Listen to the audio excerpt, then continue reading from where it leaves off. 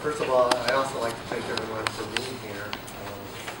So my dad did a lot for the community and his family. I know my dad was heavily involved with the Hogong Lai Association for 5 decades, and he was president for at least 2 decades. I know my dad was active and involved in nonprofit accounting groups, helping students and elderly with taxes and answering general financial questions. I know my dad, along with his friend Herb Chow, which is here today, founded the accounting club at San Francisco State University, and that's which is where I met Elizabeth, my wife. So yeah, I went and met Elizabeth from my dad. I joined the accounting club because of my dad, so that was pretty awesome. I know my dad used to help me with all my accounting homework, all the way up through college. And, even when I was at Lowell, when I was at high school, he used to help me with my chemistry homework too as well. What else? I know my dad, he told me he wanted to be a pharmacist. He wanted to go to UOP, but at that time he didn't have the money.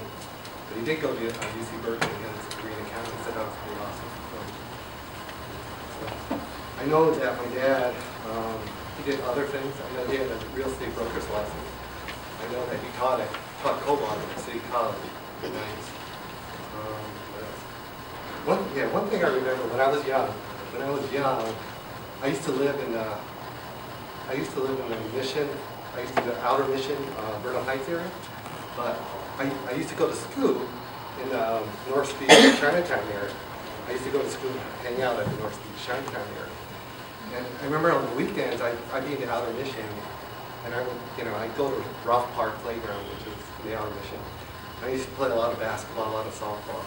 But there were times when I really, really wanted to play volleyball, and I remember, all my volleyball friends were in Chinatown. And I remember, I got guess what, my dad worked out with me, and got my dad to work out with me in volleyball. I remember, back then when I was in middle school, we used to do 5-ball. I don't know if anyone knows fast. 5-ball means fast. That's basically, center, the ball's just set just above the net, and the hitter jumps before the setter sets the ball. Sort of like, I guess, like a slam dunk, alley-oop slam dunk in basketball. Anyway, my dad didn't know anything about volleyball. I mean, he didn't play. He didn't know how to pepper. But he did know how to set by tossing the ball. So I was able to practice my lungs and get my timing down. And we did this a couple hours every weekend. So I really appreciate the time and hours he spent with me. That was really special. What else? I know that my dad. We also played a lot of ping pong together. We played a lot when I was little. In fact, even Uncle Bob would come down a lot, and we would play all night. We played all night. That was fun. I remember those times.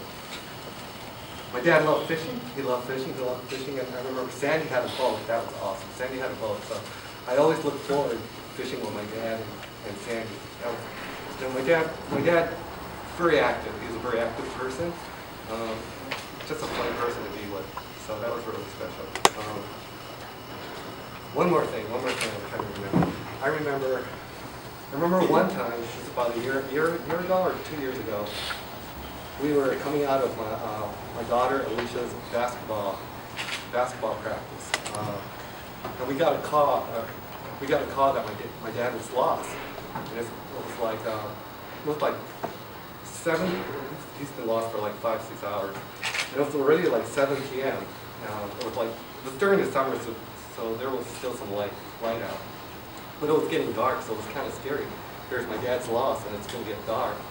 And he had Alzheimer's dementia at that time. So I remember we were really scared. And so I drove, and we were looking for him. And then I remember once we got up to Presidio Parkway, then my son Christian, all of a sudden my son sees someone from like 2 or 3 blocks down and says, it might be, he has a white and gray jacket with what he always wore all the time. And I remember, it's a needle in a haystack. I drove there, and I drove there, and sure enough, it was my dad. All three of us got out of the car, you know, Alicia, Christian, and myself, and we just ran to him, and we gave him a hug. I mean, that was really special. I mean, I don't know how to express that feeling. It was a feeling I can't describe. You know, we all love him. But, you know, I can go on and on. While I live here, you know, all in all, I think my dad had an awesome life of almost 88 years. I'm really going to miss him. Thank you. Thanks a lot.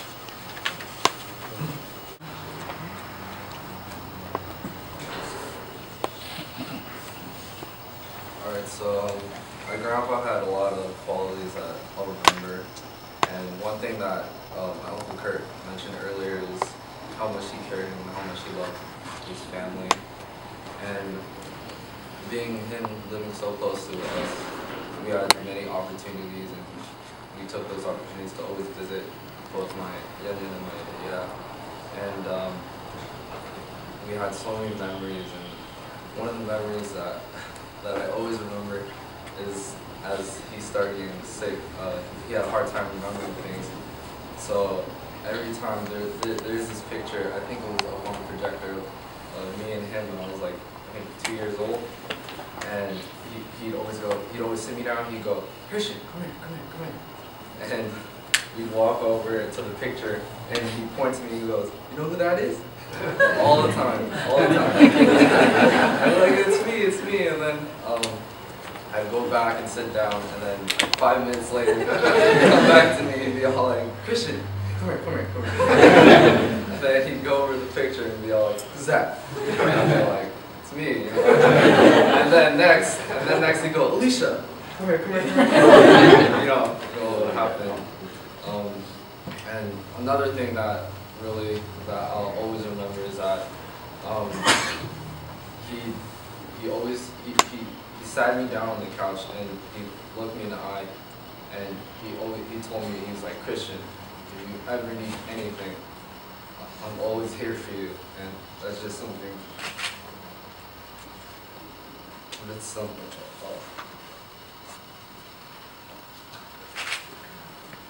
Sorry. It's something I always remember.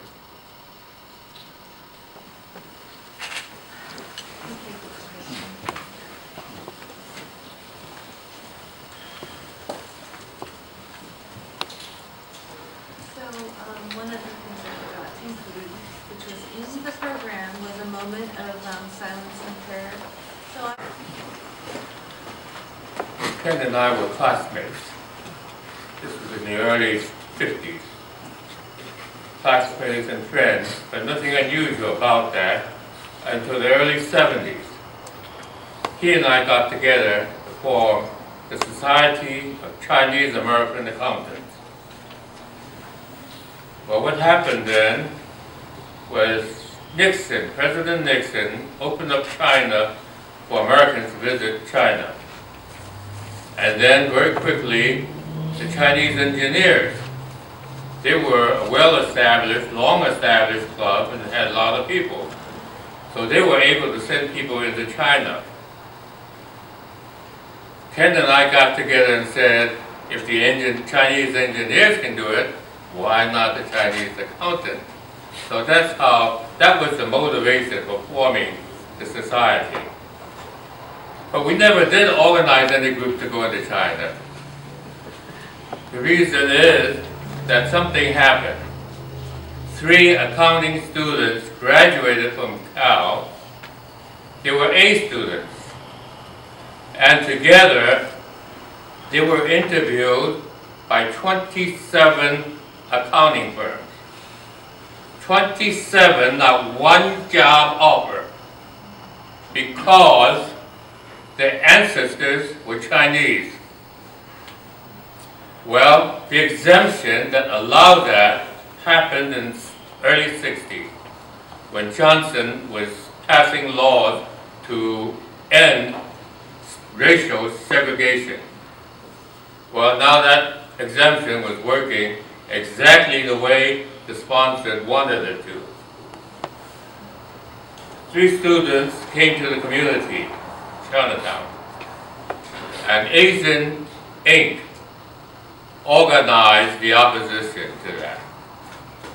Of course, the society would join them unanimously, and it was Ken Hall who broadened the numbers to make the society credible. When we joined the United Front to oppose that insult to Chinese accountants. Well, actually, Chinese have been struggling under racism or ever since they were hired as to help build the Continental Railroad. And the great state of California by itself has more laws against Chinese specifically than any other minority group.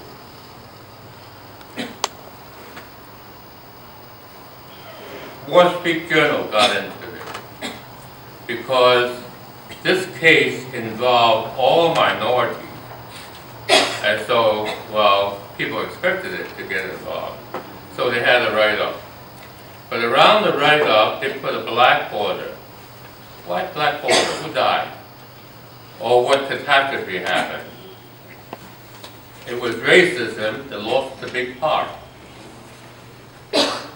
Now, there should be a red border, big print on the front page.